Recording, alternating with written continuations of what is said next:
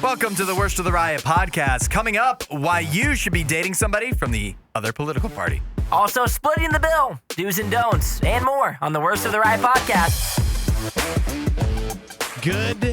Good day it is. Hello, Isaiah. Hi there. Happy Tuesday. You think your dog, Jim the dog, you think he shares any of your same personality traits? No. Not at all?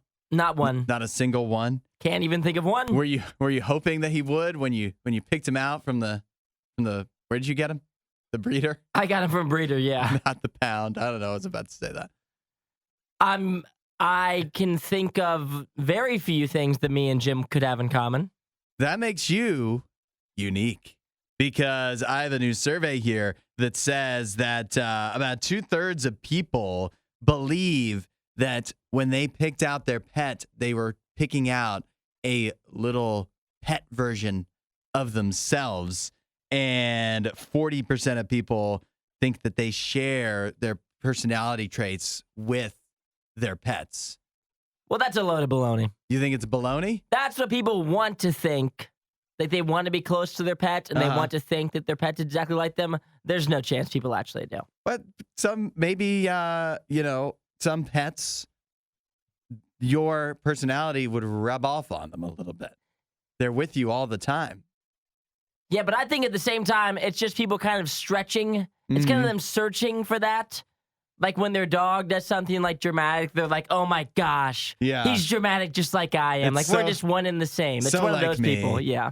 I mean, it's 2/3 of people. It sounds like, here's what I'm finding though, based off of like how they ask the questions in the survey. It sounds like that people, when they were looking for a pet, were looking for one that they saw themselves in. And then although, 2/3 of people say that that's what they were looking for, basically, they adopted themselves in pet form, but only 40% say that they share their traits. That means 25% were like wrong. They're like, oh, it's little me. And no chance. Yeah, no, it's actually not little you. And people aren't searching for themselves anyway. If they say they're searching for themselves, they're not. They're searching for the cutest dog they can find.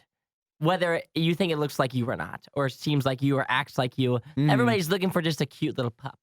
Not always. He acts exactly like me wherever you get him from, I feel like. Because for you, anyways, if you had picked the dog that was most like you, you would have got a dog that was way different, but you chose Jim because he's cute. And you got a menace along in the deal. So, this is what people are saying. Do I think Zafira the dog, does she share my personality traits? It's tough to say. She's kind of lazy. I'm kind of lazy. So see, this is the stretching that everyone's doing. Yeah. This is they pick one thing or two things. They're like, well, one and the same. We're 100% the same. Might as well be me as a dog. The only thing Isaiah loves more than the riot is himself. Someone who probably still lives with his mother and hates himself. You're listening to The Riot on RadioU. We're in the midst of useless knowledge. Today's theme all about Lin-Manuel Miranda, since it's his 44th birthday today. It is. Isaiah has your question. Question today. What Disney musical features the songs of Lin-Manuel Miranda? All right, I think I got this one. I think it is Moana. Moana is your guess. That's my guess. Moana is correct. Ha! Very good guess. Good songs in Moana. How'd you know that? Was that just a straight up guess or what? I feel like he's been. I would have guessed that he had done more Disney songs, so I was not 100% sure. But Moana, yeah, I don't know. The songs are so good. Of course, they're his. Let's do some rapid fire.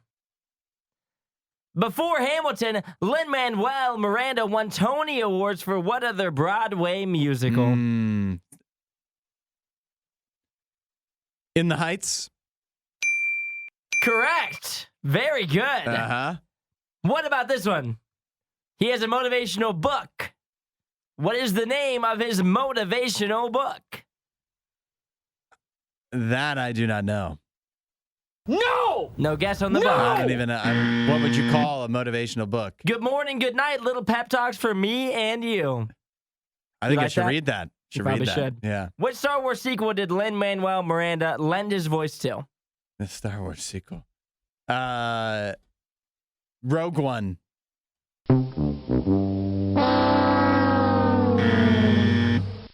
I was looking for The Force Awakens. What did he play, like an alien?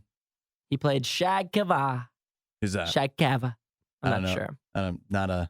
Not a Star Wars aficionado. I'm sure someone knows that one. Yeah. Unfortunately, it's not us. No, it's not. But I guess it was true. My area of expertise with Lin-Manuel Miranda is his non-Hamilton endeavors.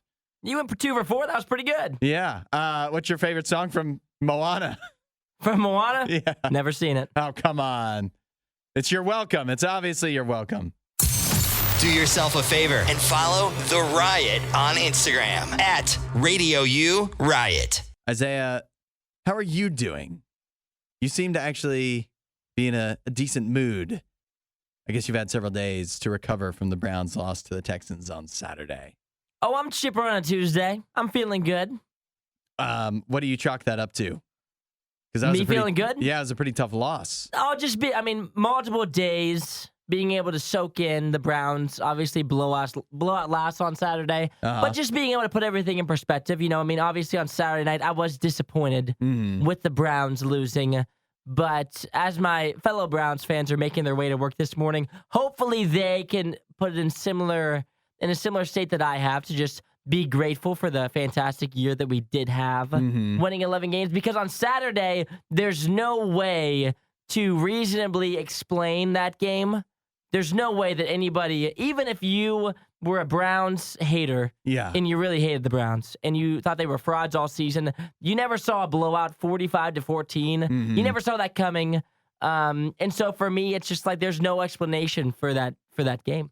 So therefore, I'm not going to try to make leaps and bounds in my mind of doing the mental gymnastics of trying to explain why we lost to the Texans like that. It was really that we just had a terrible game. You got behind, and then sometimes you have to play from behind, especially if you don't have a top-tier quarterback. And obviously, Joe Flacco had a great season based off of expectations, but he's also 38 years old and wasn't on a team halfway through the season. So you also have to keep that in mind when you have to play from behind like that. Mistakes can happen, things can get out of hand real fast. But all that said, it would be a good perspective to say, if you said at the beginning of the season, we make the playoffs with our 4th string quarterback, it's Joe Flacco, and people were expecting us to win, and we didn't, but still, you got to be grateful for that and have high hopes going forward, right? You have high hopes? No high hopes here for the Browns. It's not that I don't have high hopes for the Browns next season. Yeah. It's that this team is not the same team it will be next year. We have a new quarterback. We have a new running back. We have new offensive tackles. Our whole team was hurt, so this is a completely blank slate.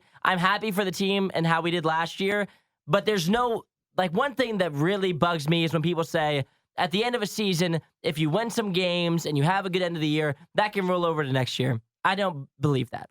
Motivation or being able to get momentum going, I just don't believe that in the NFL. And one thing that I think a lot of people lose is being able to be thankful for the season they had, because you never know what's going to happen next year. Like, if you told the Philadelphia Eagles they were going to be a first-round exit last year after going to the Super Bowl, they would not believe it. If you told the Bengals fans last year they wouldn't be in the playoffs, there's no chance in their mind they would ever believe that. Cowboys fans, first-round exit last year, never would believe it. The Jaguars not making the playoffs, they never believe it. When the Browns went to the playoffs in 2020, I assumed that we would be a playoff team the following 3 years. Book is in now.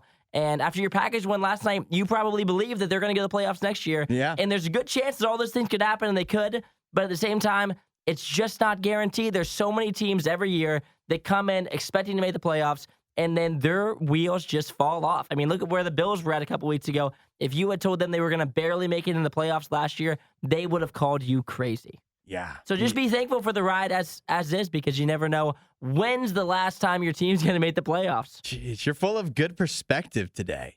I don't think if the Packers lost, would have such a clear head about it and such good advice for everybody. Well, I've had 3 days to soak on it. Yeah. And after the Browns went to the playoffs in 2020 and then didn't make it the consecutive 2 years, I have told myself I'm just going to be happy for the ride when we go to the playoffs, because guess what? Unless you're Patrick Mahomes and the Chiefs, next year's playoffs, no matter who your team is, you can say my team's amazing. I'm a fan of whoever. We're going to be in the playoffs next year. You don't know. Like, ask Bengals fans this year. They thought they'd be on the outside of the playoffs looking in.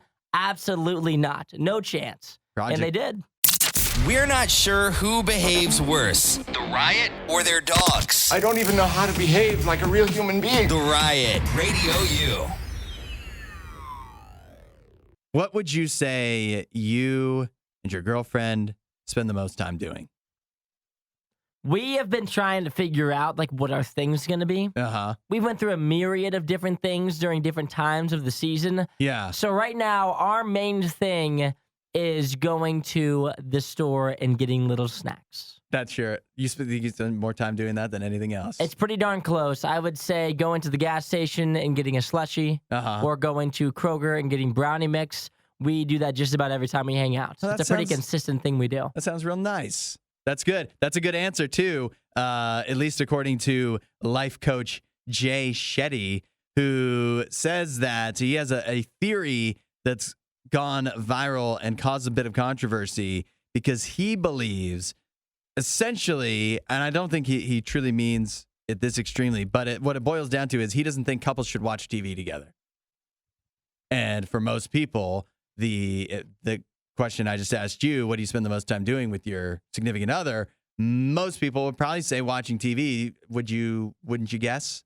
I would say yes. That is the majority of time. But he says his theory is, I mean, think about it. You spend more time watching TV with your partner than anything else, but he says it's the lowest form of intimacy because you could watch TV, like you could watch, he says 200 hours of TV together, but from the beginning of that 200 hours to the end, you haven't gotten any closer, learned anything else about each other at all. Do you, as somebody who does not watch TV as your number one thing with your partner, do you buy his theory?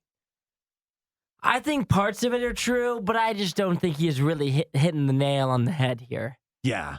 Why do you say that? My reasoning is I think that watching TV together can be a good bonding experience because that's like your thing. Mm-hmm. If your thing is watching shows together, which a lot of people would say me and my wife or me and my girlfriend's thing is watching shows together, that can be something you look forward to as a positive time of you guys spending time together.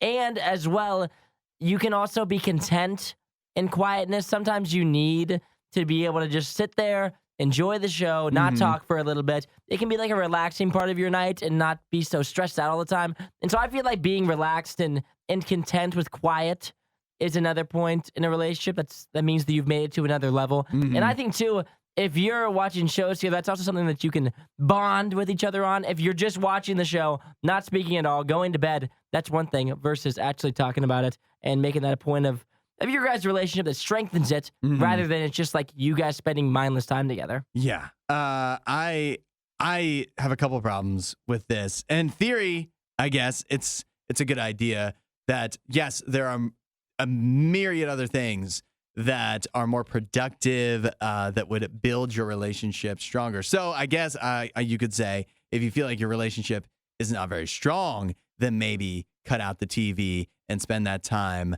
finding other activities that strengthen you guys and get you closer together. However, one, it's just not realistic. As a relationship goes on, you got to fill the time somehow. You can't you're not constantly talking. And I don't think it's also a healthy mindset to think of your relationship as something that like you need to efficiently, constantly be building somehow. That sounds like a mentality of your relationship isn't going well, like constantly. If you're always thinking, I need to do other things to build, you got to be, the two of you, content sometimes. And like you said, some people, you watch TV together and you watch shows and then you discuss them afterwards. It's not always you just sitting there lying there in a daze. So I don't know. Again, in theory, it's a good thought. But the idea that you should never watch TV together, come on. But if that's your only thing, then that is when it gets bad. That could be. If that's your only thing, then I can see what he's saying. If your only thing is watching TV, if that's all that you do together, then that's not good. You go to your jobs, you come home, you watch TV, and that's your day. That's not good. You don't always have to agree with Isaiah to always disagree with Hudson. The Riot. Radio U. $3 million from the United States Army. That's not a good place to steal from. Yeah, well, it does make you wonder. I guess it doesn't say much for her that she would steal $103 million from the Army. It doesn't particularly say much for the Army either, that they allowed $103 million to get stolen from them. But this is how she did it. This gal, her name is Janet Yamanaka Mello. She's 57 years old, and she did it. Obviously, she didn't like walk into some storehouse and steal a bunch of cash. Instead, over time, she submitted a bunch of fraudulent paperwork that indicated that a company that she owned was entitled to receive funds from the Army. And so she was like, I guess, good at submitting this paperwork that made it seem like it was legit. And then in turn, she would get money from the Army. And then she used that. This is what's crazy too, to just buy up all this stuff. $103 million she stole, allegedly. She bought 31 homes, 78 vehicles, including a fleet of motorbikes, 16 Harley Davidsons, 5 Triumphs, 4 Ducatis, 2 BMWs, and a 1955 Ferrari Fratelli 165 racer. And obviously she bought other stuff as well. Jewelry, went on expensive trips. She was living a wild lifestyle. And it's one of those things to me where don't you think like, wouldn't one home and one motorcycle have been enough? And she may never have been caught. But instead, she had to keep on going.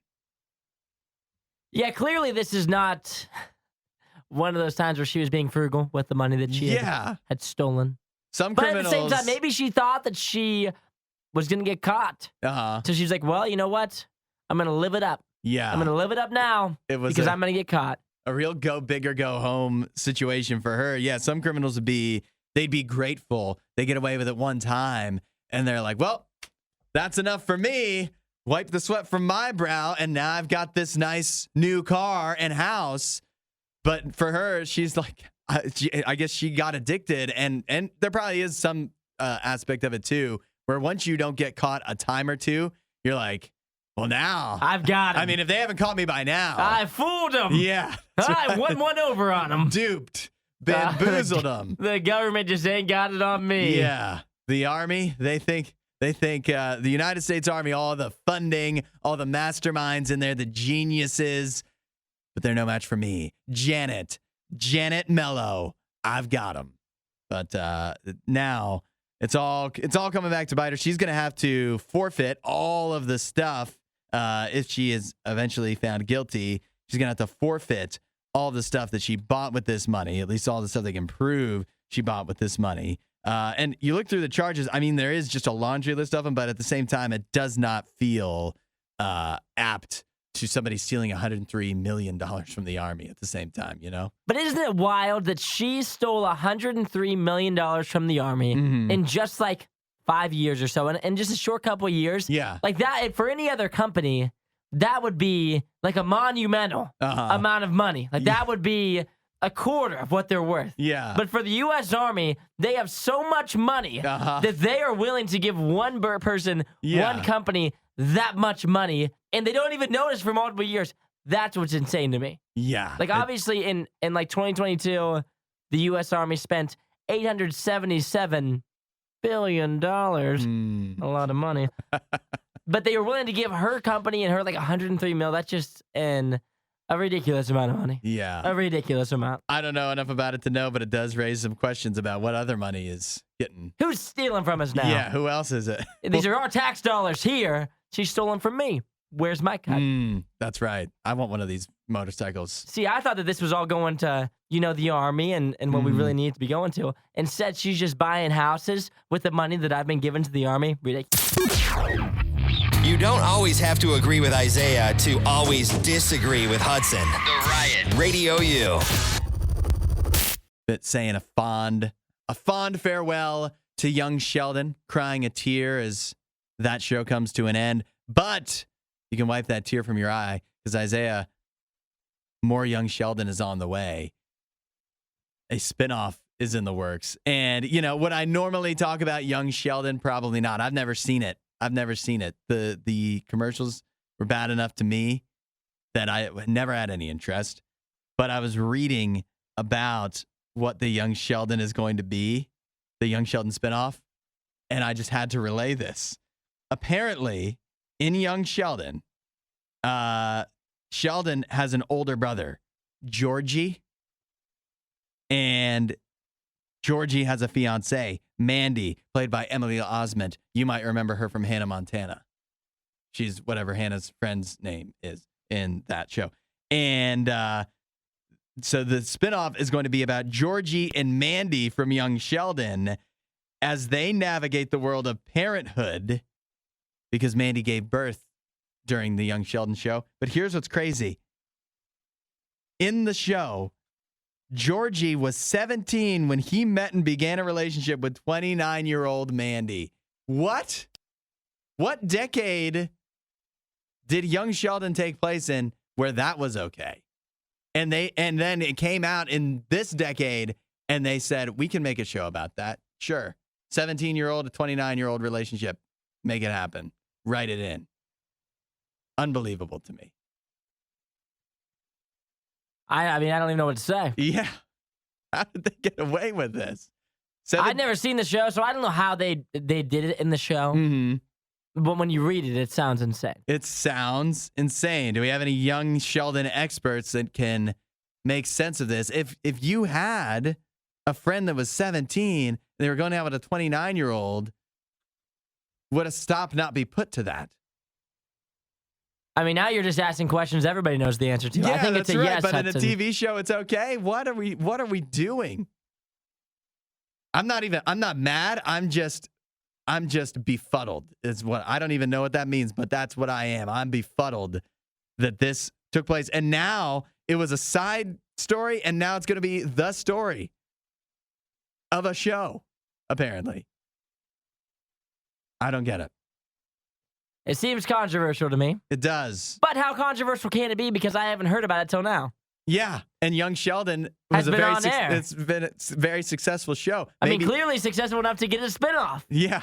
So it seems as if people are not bothered. It goes along. It proves my theory, I guess, that the key to a successful TV show is inappropriate relationships. It sounds like. Hudson is the maple syrup, and Isaiah is the power protein flapjack. This is The Riot on RadioU. I need to know what people think of the new ban on the funny highway digital signs. It is now, it's going to go into effect. The U.S.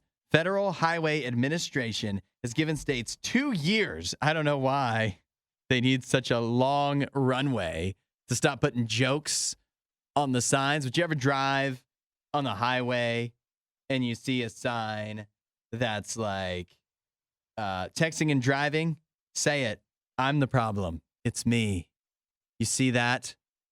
You're not going to see those anymore. They're just going to be straight up. It's just going to say, don't text and drive, starting 2 years from now. Is that good or bad? Good or bad news? I mean, you like to think that humor always can help. Mm-hmm. But sometimes it can be more of a distraction than it is actually helpful. That's the debate. Are they more distracting? Sometimes I feel, are they a little insensitive? Are they making too light of serious things like drunk driving that gets people killed? But at the same time, it feels like, I mean, what are signs there for if not to get your attention? And so if you see something that says 4 eyes in Mississippi, 2 eyes on the road, I guess the irony is that's taking your eyes off the road to read that sign. But is that going to stick in your mind more than if it just says eyes on the road? It's a tough debate that I just don't know where I land on. I think I land against funny signs. You're anti-funny sign. I think I'm anti-funny signs, and I like funny. But here I think I land anti-funny signs. Because I think the most likely thing that's going to come from it is someone like taking a picture of it, telling the kids in the back, hey, you need to look at this sign. Yeah. It just sounds like a distraction. And I don't feel like in my mind the pro versus con here, like the advantages versus disadvantages, the height versus the floor, it doesn't seem like it's worth it. I guess, yeah, the positives versus negatives. Because when you think about, when I see a sign that says, puff, puff, pass the keys to a designated driver, who sees that sign and they're like, that's right, I do need to pass the keys to a designated driver. I have been smoking. That's not what happens. So now, granted, is a sign that just says, have you been smoking marijuana? Pass the keys to a designated driver. Neither one is going to make a difference. Maybe we should just get rid of the signs altogether. See, I think that in my mind, it's if you are driving, like let's say you're driving without your seatbelt, right? And you were planning on using your seatbelt, but you have forgotten somehow. In the sign, you look up and it says, buckle your seatbelt. That's a reminder that you might need, right? But it's not like it's going to be the swaying factor of if you chose not to wear it, that sign's not going to change your mind. So a funny sign's not going to change your mind either. If anything, it's just a reminder. So a reminder doesn't need to be a joke. Yeah. I guess it doesn't. Like if it's funny versus not funny, it's not going to make you do it more because it's funny. It's not going to make you more likely to use your blinker if it's a funny joke versus if it's not a funny joke. Yeah. If you forgot to do it, you'll start doing it. But if you chose not to do it, the funny joke isn't going to help. And possibly the worst thing out of all of these is that I'm reading them here. None of them have made us laugh. OHI, whoa, watch your speed. It's not even funny. So I guess I do feel bad for the people that have been writing these. Now they're out of work, I guess. Add a little riot to your Instagram feed. Follow @RadioU Official. The Riot. Radio U. I've been texting NayNay all morning here, trying to get him to, on Friday, he said he was going to come in early today so that we could talk about the Packers-Cowboys game. But silence since Sunday after once the Cowboys game actually started. I haven't heard from him since. Isaiah, have you heard anything from NayNay? I have seen, and it is not pretty. Not pretty. I watched many of his live videos from over the weekend, live reactions. Yeah. And so whether NayNay comes in or not today, I understand it either way. But the good thing is I was able to encapsulate a lot of his thoughts over the weekend and compile them into one heck of a highlight reel. Oh, well, I mean, without further ado, let's hear it. This is the year that I think something very special could be happening. Love back in the gun with the play clock at 1. Has the snap. Back to pass. Double pumps. Throws back in the end zone. And it is caught for the touchdown. It's Dontavian Wicks. Oh, it feels so good. And the Packers have taken a 20-0 first half lead. What happened to our defense? I will take Green Bay, and this is the correct answer.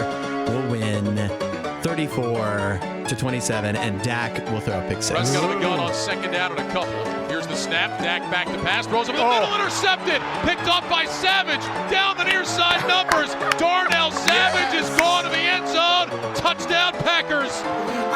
Dak threw this man right here threw a pick six.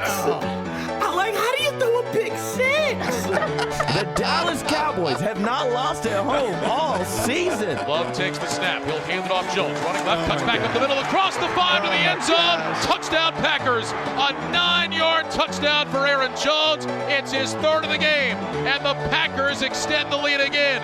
33-10 Green Bay. What's happening to our team? We're falling apart at the seams. I'll say. Jameis Winston was better than Jordan Love was this year. Here's the snap. Love fakes the handoff, rolling right, looking, fires into the end zone, caught for a touchdown. It's Romeo Doubs to cap off a big day. Dobbs with the touchdown catch, and the Green Bay Packers have hung 47 on the Dallas Cowboys. I can't believe we're the 2 seed. How did we lose as the 2 seed? I'm excited for it. I can't wait to see the demolition that Dak will do. The Packers will need one more snap to put this in the books. Jordan Love drops to his left knee. That'll do it. The Green Bay Packers are the first 7 seed ever to win a playoff game. They dominate in Dallas. They end the Cowboys season. I want them all gone. I want them all gone. I'm so sick of supporting my team. This team makes me hurt so much. So much. Oh my gosh. Oh my gosh. The demolition that Dak will do. That's my favorite line of the whole thing. Yeah, that's my right. favorite line of the whole thing is I can't wait to see the demolition that Dak will do. Yeah. Which was one of the greatest lines I think we've heard on the show. We've got to save that and play that over and over and over and over again. And what's great is for a lot of people, your team could lose. You come into work on Tuesday and nobody might even mention it. When you're NayNay and when you're so boisterous and when you're a Cowboys fan, I mean, we can rag on him all off season. I don't think I'll ever stop being like, Jameis Winston was better than Dak Prescott in the playoff game against the Packers. I don't think I'll ever let him live this down. See, for me, I was embarrassed on Saturday. As a Browns fan, I was embarrassed. Yeah. And then Sunday, when I saw the Cowboys going down in this fashion, I was very overjoyed. Mm-hmm. Because then I felt as if, not that I really had a dog in the fight. Yeah. I didn't care if the Packers or Cowboys won, but I felt as if a weight had been lifted off my shoulders as coming into today being maybe the most embarrassed. Because even my Brownies, I mean, they embarrassed me, but goodness gracious, the 2 seed. Yeah. We were the 2 seed. The team is falling apart at the seams. Incredible. Yeah, I want to hear that over and over. Can you just let's just go to some music and play that over and over again on a loop. There's never been a can of worms they didn't open. The Riot, Radio U. Isaiah, I want to know, out of all the highlights from the weekend, what is another takeaway that you have that doesn't involve the Packers crushing the Cowboys? So no Packers crushing the Cowboys. Yeah. No Browns getting blown out. Mm-hmm. I mean, there was really only one good game this weekend, which was the Rams versus the Lions, which was a great game. That's the only game that was truly in question in the fourth quarter, which is crazy. 6 playoff games, only one that was really close. And that was obviously a fantastic game. Everyone kind of knew that one was a toss-up coming in with the Rams and Lions.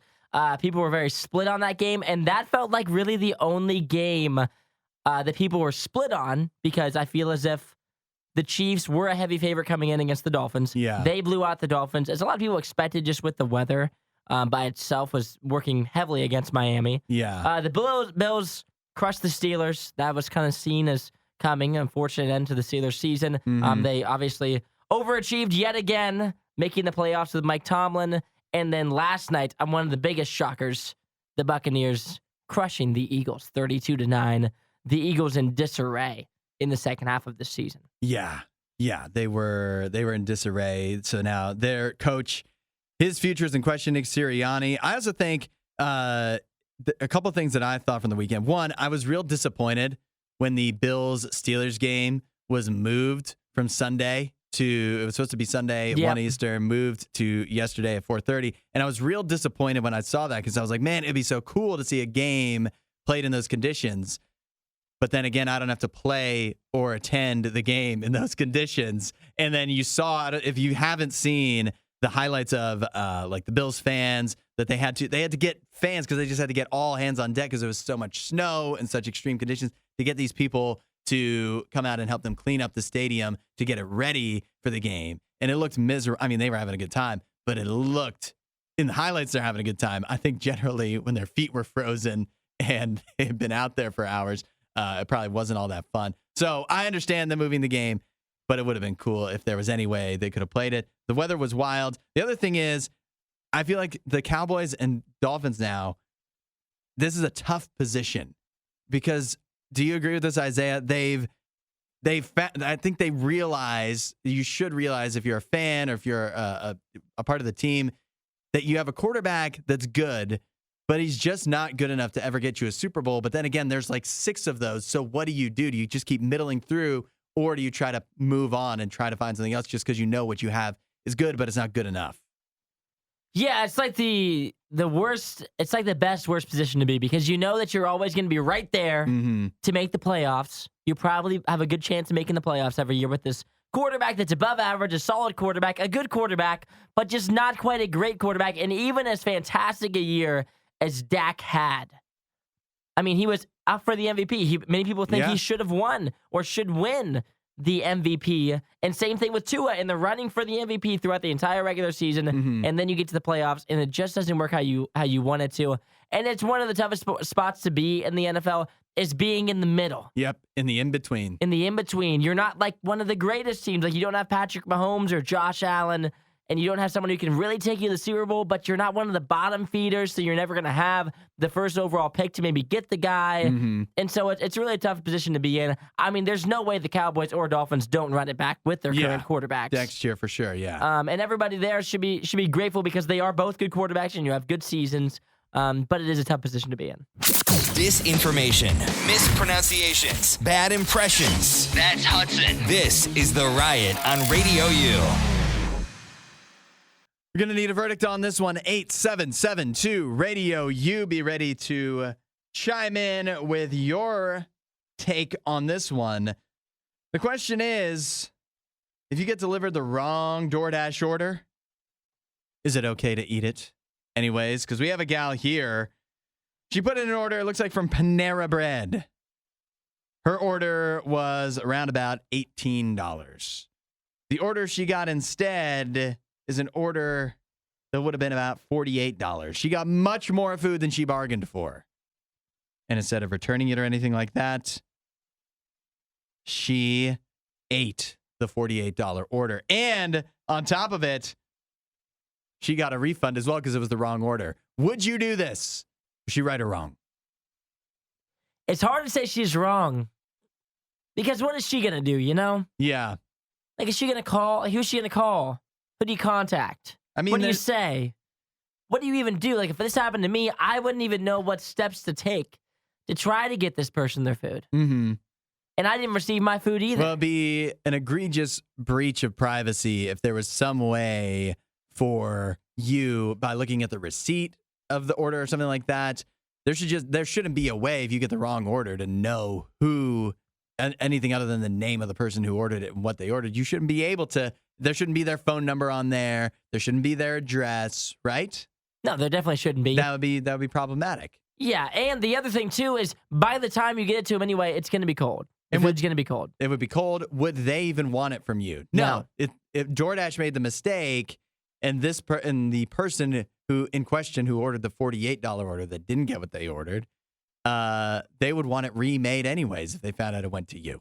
And the other part of this too is people are assuming, and for this lady, she did make the TikTok and she kind of spun it in a positive light that she got $48 worth of food when she only ordered 18. Yeah. But for many people, probably like me, this would not be a fun spin. I would be upset. Yeah, because what are the odds that it's actually something you would want? Exactly. And I'm a picky eater, so I knew that if I got a bunch of people's random food, it wouldn't even... She had like a Chipotle bowl and these sandwiches, and the likelihood that the $48 worth of food would have been... I would have said, I want what I ordered. I mean, I spent $18 to get exactly what I wanted, and I want exactly what I wanted. Yeah. I don't want this other person's random mismatching of food that, might be worth $50 to them, but this is worth $0 to me because I would never order this. There was potato chips in there. So now it's worth $1.50 and I'm out $17. Well, she got a refund too. Let's say, walk through the scenario, the one that she's in, that she got the wrong order, but she's psyched because it's food she wants to eat. Would you still request the refund for your food that you didn't get? Yes. Even though you got more than you bargained for? Yes. They didn't deliver me the service I was looking for. So it's like when you go through the drive-thru at McDonald's and they say, "Oh, we made your burger wrong," but sometimes they let you keep it. And just because they let you keep it doesn't mean you had to pay for it. Yeah. She's actually, if she asked for just the refund and didn't ask for her actual food that she ordered to be redelivered, she's actually being nice. Yes, she is. She's actually doing DoorDash She's doing them a major favor. Yeah. Because realistically, she should have kept the food that they gave her, gotten her $18 back, or not gotten her $18 back and made the Uber driver go get her real food. Yeah. She I don't understand the hate she's getting right now. She did. Like, what would I other don't people think she do? did any. What is the alternative? You're going to go drive. You're going to call DoorDash and be like, hey, where do I take this food? Yeah. Like, what else was she supposed to do? Was she supposed to not eat it? Because it's somebody else's and I'm going to hold on to it and hope that DoorDash comes back? They're not coming back. Yeah, none of that makes any sense. We're with you, whatever your name is. We're not sure who behaves worse, the Riot or their dogs. I don't even know how to behave like a real human being. The Riot, Radio U. I got a question here for you, and that is, do you think it's possible, advisable for people with different political views to date? What a great question. Yeah. Because I had an instant thought. There's a recent survey that came out about this. It actually revolves around the idea that if you are a couple that has opposing political views, apparently it makes it that what they're claiming is TV makes it very difficult for you to date because it would be hard to agree on what news to watch or even what shows to watch because your political views inform so much of that. And so it's odd in the study. It actually kind of makes it like it's TV's fault. But is it? Should you be dating if the person you're dating has different political views than you? Isaiah, what say you? Well, I think there's going to be a myriad of people who will probably text in at 8772 Radio U and say that they have a different political view than their husband or their wife, and they've made it work however long. I know that there's many people who have different political views and are together and have been for a very long time and are very happy. I think it all just depends on your stances on it. I mean, there's so many things that go into it. Obviously, you can make it work. Tons of people make it work. But it also, I mean, I'm sure for some people, they could never imagine being able to make it work. So it goes so much person to person. Because my instant thought was that I've always thought this, how could you date? How could you go out with somebody, have a relationship in a romantic sense with somebody who has way different political views than you? I just feel, again, because it informs, if you actually care about politics, it informs so much of everything else. Like a person that's like a big Republican is going to watch certain TV shows in a entirely different light and react to different things in an entirely different light than a person who's very Democrat or, just, I don't think that's any secret. I guess for some people, it depends, like maybe you're super into, it would still be different views, but maybe you're just super into your political views and the other person might have opposite views, but they're kind of more, whatever. That's kind of how me and my wife don't have very different views, but like she's way more whatever than I am, where like I pay attention to it. It matters to me. And so I guess, I don't know. It is hard for me to imagine. But all that said, I think I'm wrong to think that you can't have a relationship with somebody that thinks different politically than you, because there's a lot of other things that you and the other person can disagree on that I wouldn't go, well, I guess you can't date then. But for politics, for some reason, it feels different. And the people in the text are saying that it very much can happen. About what I thought. Mark says, doesn't it save you both a trip to the polls? You just cancel each other out. Now we're thinking. I've always thought that too. One less trip. I've always thought that, yeah. Tom says, as somebody who married someone who has very different political views than I have, we both pull each other closer to the center by giving and hearing opinions from somebody we love and respect. I like that. Look at that. That's very mature. That's important, yeah. Regina, I don't know how they do it. My friend and her husband make it work. She has a differing view from the rest of our friend group, so maybe they don't discuss it so much. And that I feel like happens too. Yeah. Is that you guys might be different on it, so maybe it's just a topic that you just don't touch. It's true. Because it's better off that way. I'm sure that if you do differ and you argue about it, after so many years, you've probably argued so many times that now we just don't talk about it. Like, it's just something we don't talk about because we know it's going to start an argument for no reason in our household that we can so easily avoid. And so after a while, you probably say, it's just something we don't discuss because we know we're not going to get along on it. Yeah. It amazes me that people like Tom exist. And I'm grateful for it because it is true. Like hearing the opposing view from somebody you love and care about will make so much more of a difference. And you'll at least view the people that hold that view in a different light than if you only hear it presented, like the argument you don't like presented on the news or whatever. you're going to view the people who hold that view totally different. So I appreciate seeing that. It's hard for me to imagine, but I guess it is possible. The only thing Isaiah loves more than the riot is himself. Someone who probably still lives with his mother and hates himself. You're listening to The Riot on Radio U. NayNay should be coming in here soon. I believe we've coaxed him in to showing up to work early today so we can chat about the Cowboys. He's like a loss to little the mouse. Packers. You got to trap him. Yeah, that's right. We've offered him some cheese, and he will be in soon. But in the meantime, we were just talking about whether it's possible and advisable to date somebody with different political views than you. And after talking about it for a few minutes and some good texts coming in, I feel like, Isaiah, we both come to a conclusion that not only is it possible, it actually might be preferable. There's definitely some positives to it.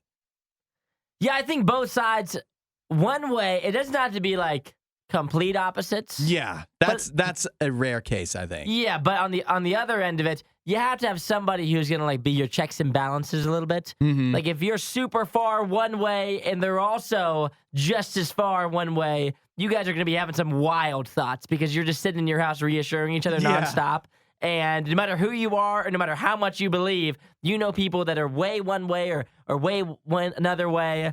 And if they're both going the same path, that's almost the wildest combination. You need someone to be like, that's kind of silly. You need someone to do that. Yeah. And whether you believe them or not, you need them to say it. Yeah, that's right. That's at least you have that lurking in the back of your mind that they might not approve. That can be a good thing to know somebody you care about and loves you and you love them, to know they might not approve of some kind of behavior or thought process or whatever. It's good to have that as a check for sure. Yeah, because you got to think too, like even if you don't fully agree, like she's still like your wife or whatever, so you still love her, even if you think some of the things that she says like might be completely wrong or you think might be really idiotic or whatever it is. Sounds like my wife. You got to quit it. Come on. Quit it. Can we not be mature? Maniacal. But either way, you just need someone to be your checks and balances. Yeah. Yeah, it is important for somebody to step in, for somebody, it's so important to have somebody you love that's able to say to you, and you trust them to say, hey, maybe that's a little over the edge. Maybe you're a little too far. You got to rethink this a little bit. And that can come from your dating or your husband or wife or whatever. It can come from friends, family. But I can tell you that this is whether in regards to politics or anything in life, that God can do that for you too. That Jesus is always there, accessible, ready to be the check and balance in your life. And he's the best check and balance anybody could have. And sometimes that might not sound like a lot of fun to have somebody who's going to be like, whoa, you're going a little crazy there. But think about how they could also save you from so much trouble that you can get into by going with your more extreme, more wild thoughts. And we all have them. Jesus is there to help out with that, to be that check and balance that you need. And it's as easy as saying, hey, God, I want some help here. I want to make sure I'm not going over the edge. Help me with that. And he will. You want to know more? Check out RadioU.com/free gift. Do yourself a favor and follow The Riot on Instagram @RadioU Riot. But when I think of Botox, I think face, right? But more and more I'm learning, and other people are as well, that it doesn't have to just only be Botox for the face. I do remember this. Other people have said and gone with trap talks, making your trapezius muscles look real good. And now a new trend is using Botox on your calves as well. Make them look nice and slim and shapely. I like that. Yeah. I'm liking that. Isaiah, would you ever Botox your calves? I'm sorry, ladies. I don't know if you saw or not. These short shorts. My recently done calf muscles. Pardon me and these perfect calves. My eyes are up here, ladies. I don't know why you're looking at my Look at it. recently done calves. Yeah, your ankles. I like this. I'm looking at it. It was at first I was like, "Now come on, you're really gonna do Botox in the calves?" But then I'm looking at the before and after pictures, and I'm telling you that this is some of the most convincing before and after Botox pictures I've seen. Is using it on your calves. It actually is. I mean, I guess you wouldn't look at somebody's calves and be like, "Ugh," but you look at the before and after, and you look how much better it looks. And so it feels like a thing of people aren't going to notice. They're not going to be like, "Whoa, did you get Botox in your calves?" But it will be a noticeable difference of like, "Wow, those are some impressive calves." Look at them calves. Yeah. In my mind, Mm-hmm. I mean, my calves are fine. I don't even know what they look like, really. Do you know what your calves look like? It's hard to see them from all the hair, through all the hair. They're under there. Yeah. For me, this So doesn't it probably really. wouldn't make a big difference for me. This doesn't seem like something I really need. Uh-huh. But also, nobody's ever told me like, "Hey, man, you got nice calves." Anybody ever said that to you? Yeah. No one's ever told me that. I've never been complimented on that, but it is something that would feel good to hear. Look at them calves. Yeah. And then what if you got, what would really stink, is Mhm. if you got the Botox done, right? Yeah. You get the Botox on your calves because you're going out on a boating trip this summer. Yeah. And you show up in your swim trunks, you got them hiked up real high, Uh-huh. and you're just waiting all day. Like, is anybody gonna say anything about Yeah. my calves? You just keep kicking your feet up. Yep. You Like keep on rubbing like, them. you're like lunging. You got a leg on the side of the boat, you're just lunging forward and back. The Captain Morgan position. Does anybody notice anything different about Yeah. me? Anything that looks a little bit better? You're waiting all day for someone to come on your calves. You never get it. You just start mooing. Yeah. Yeah, I would say for me, a waste of money, but would be a nice compliment. I would be concerned though, and it's hard to tell from these pictures. What if like you get I don't really know much about Botox, so I don't know how it works. What if you get the injections in your calves, and your calves are looking all good, but then from the knee up, it's like a total change. Oh yeah, Like your calves are on point, but your thighs, all of a sudden, yeah, they're looking bad. dastardly. Yeah, by comparison, Like even. you're going back to like early 2000s baggy shorts again. You have them Yeah. over the knees. That way people can only see your calves. No Nine- thigh in You sight. got to get exactly like the 9-inch. You got to find the Yeah. right shortcut for you because you get them too short, and all of a sudden your thighs are ruining everything. You got them nice calves, but them knees, boy, them knees ain't looking right.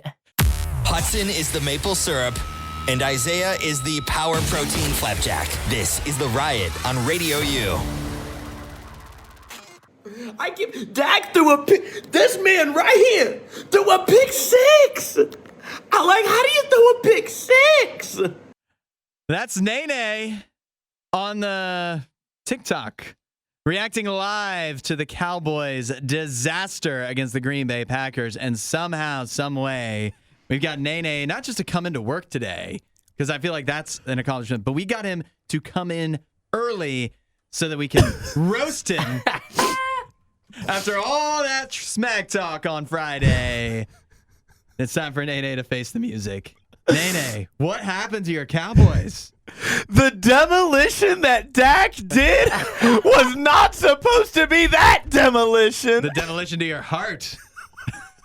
The Dallas Cowboys are ruined. What are we supposed to do? We had a meltdown. We were supposed to win. What went wrong? Everything. Why am I wearing this Dak Prescott jersey right Yeah, I now? can't Why believe am you I didn't doing it? Throw that out, or you could burn it if you want. I'll get rid of it for you. I wanted to call in sick. I wanted to not come in. But I done got drug into this station once again. A pick six? How do you throw a pick six? I give Dak threw a pick. This man right here threw a pick six. I like, how do you throw a pick six? That's it. Tony Pollard, gone. Mike McCarthy, gone. Dan Quinn, gone. J-Ron Curse, gone. Neville Gallimore, gone. I don't even know who that is. Stephon Gilmore, gone. I want them all out. Get them out. I don't want to hear anymore. What's crazy is leave. Do you remember on Friday when I said, what will it take when Dak Prescott has a dud of a game? I said on Friday, what will it take? When will you finally blame him? Are you finally blaming him? It was supposed to be our year. And it still can be, baby. You see, you thought I was talking about 2024, in which I was right. The 2024 to 2025 season is our year, baby. They're back again. When Bill Belichick comes to Dallas, when Derrick Henry comes to Dallas, you better watch out because the league will be put on notice. Ladies and gentlemen, book it. It's our time, and it's coming. Man, until the playoffs come around. Year in, year out. Yeah. I mean, I love the aspirations of the Cowboys. Nothing makes me happier than hearing This is the year that I think something very special could be happening. it could be any year, but this is the year. That's no matter right. what year it is. That's right.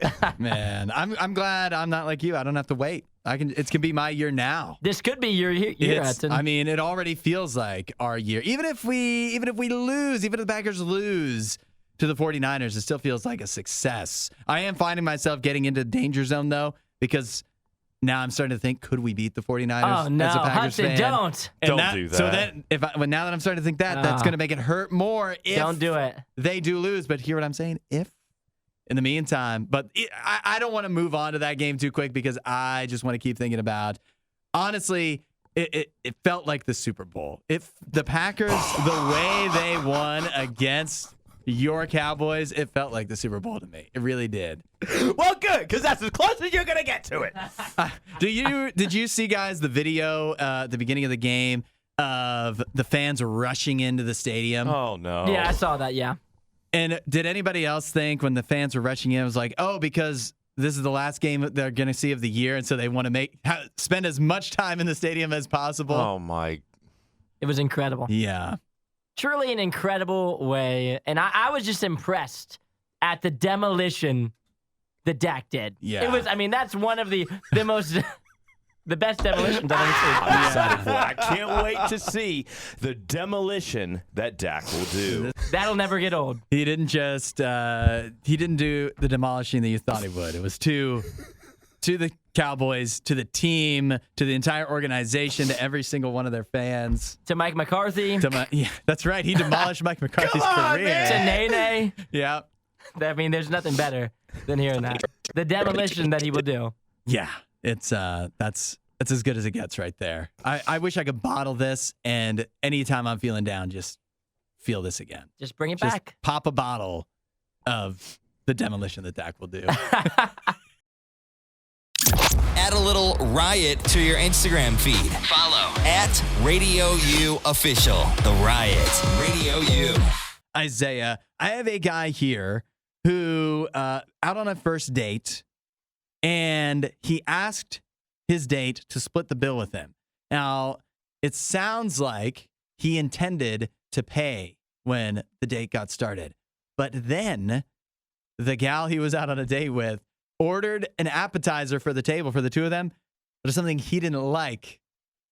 And so at that point, he's like, can we split the bill? Because I didn't even touch the appetizer. And it's wild then because he goes on and you see them filming later on of like, they just argued about it. Like that was the date pretty much of them arguing whether she should pay half of it. So needless to say, a second date not in the cards, but she ordered an appetizer for the table that he didn't want to eat. How do you go forward from there? See, on this one here, I saw this video over the weekend. Yeah. And he asked in the video, he's like, would you mind like splitting the bill? Mm-hmm. And then she was like, why would we split the bill? Obviously, you asked me out on a date. Why would I pay? Yada, yada, yada, whatever. And he said, well, you ordered an appetizer that I, didn't ask or want. And I didn't touch it. And it was their first date. And then they spend a lot of time arguing whether or not they should split the bill. And at that point, if you're arguing about splitting the bill, you need to split the bill because this is going nowhere. Right. I mean, it's not like you're going to get this. There's no second date here at this point. If this is such a huge argument, like this isn't, you're not wrapping this back around. So for that reason, I think alone that you should for sure be splitting the bill. Yeah. I'll tell you, one, I wish I knew what the appetizer was. And I want to know how things were going down leading up to the appetizer order. Was that discussed in any way? I wish I had more background. Obviously, this guy sucks. Wait, which guy? The guy. Why do you think he sucks? You can't, after the fact, ask to split the bill. What are you talking about? It wasn't like he said in the beginning, I'm going to pay for it. And then he came back around and said, I'm no longer going to pay for it. He just said at the end of the date, can we split the bill? Yeah, but if she ordered the appetizer, I think that's a part of the date. Yeah, but so you're saying that the man has to pay for the first date? I think if he came in with the expectation that he was going to pay, if both parties, which is typically a first date, how it works, then you can't change the rules later on. But there was no rules that were set. It wasn't like he came in and said, hey, I'm going to ask you out on a date, and I'll pay for your drinks and your food. If you ask somebody out on a date, then you're implying that you will pay. Whether you're a guy or a gal. Are you talking about? You can't ask somebody else out and say, hey, can you pay for me?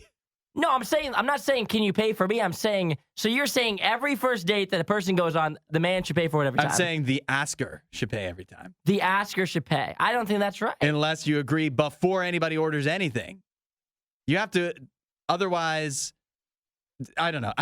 But would you agree that then wouldn't it be simpler if the guy always paid, if that was the assumption? Well, I just think that there should be no expectations anybody's going to pay for you if you're going on a date. Like, I think if you're going on a first date, I mean, when I've went on first dates, I've paid because that's what I do. Yeah. But if we went on a date and I said, let's split the bill, and you scoffed at that, then that would be a red flag to me. This is our first date. But paying for the other person is what makes it a date. That's not what. That's what makes it a date. How does that make it a date? The date is the time you spent together. It's not about me. So a date is just me buying you something now? That's a date? If we go to Kroger and I buy your groceries, now this is a date. And it wasn't a date that we spent time together. It's because I bought your groceries. It's a date.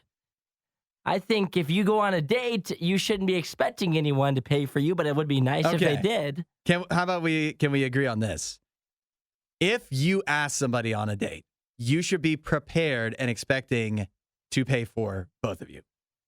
I think you could have your card ready, but I'm not. If you don't want to pay, you don't have to pay for them on the date. If it's your first date, I think if it's your first date, you're not forced to pay for them. You can easily go 50-50.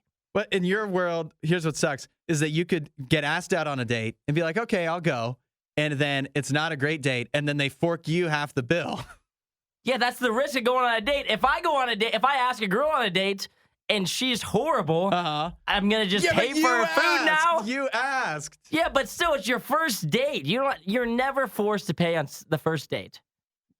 I can't believe this.